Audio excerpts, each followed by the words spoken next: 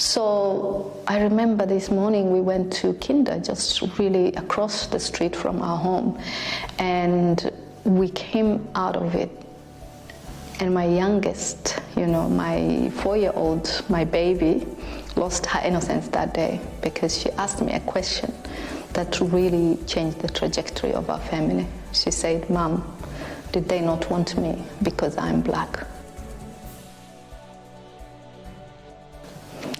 And I think because of that question, I really had some clarity around my life. I saw how stooped with fear we were, my whole family and myself. And I realized that this is a time that I really had to step up for my children. And I think as mothers, we don't think about ourselves. The first thing that comes into place is the family. Will they be okay? This the kind of life that I brought them for. We came for opportunities. Will they end up looking over their shoulder every day? And so I realized that that's not what I wanted. And it was upon me to do the work. So that's when I just really moved forward into my journey of integration. And I think in this journey I became really empowered, and I understood the saying of Gandhi, "Be the change you want to see in the world." And I really started to look at my world differently and questioned what kind of a world do I want to live in and how do I want to live it.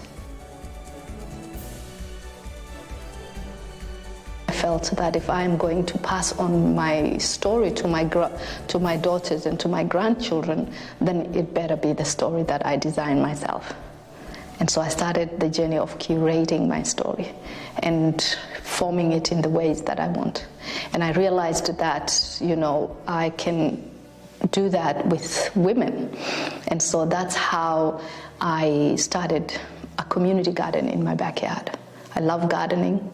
I did a permaculture course, and then I realized I had this big land in my backyard.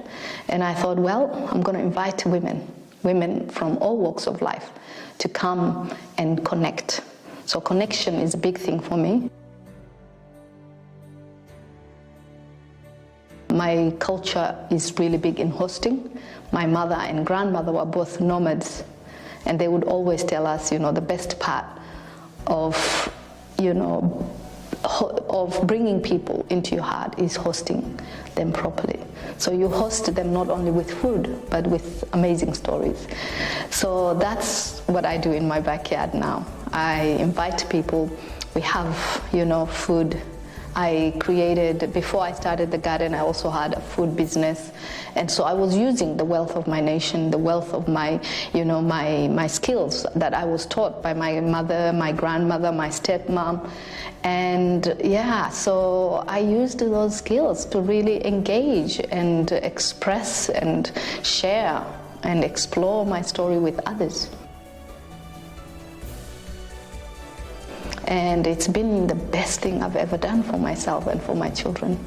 And so today, I think I'm celebrated in Brighton, amidst all the fears and all the uncertainties, in every seed of adversity, there's a greater seed of, that comes out of it, of connection, of creativity, and of celebrations.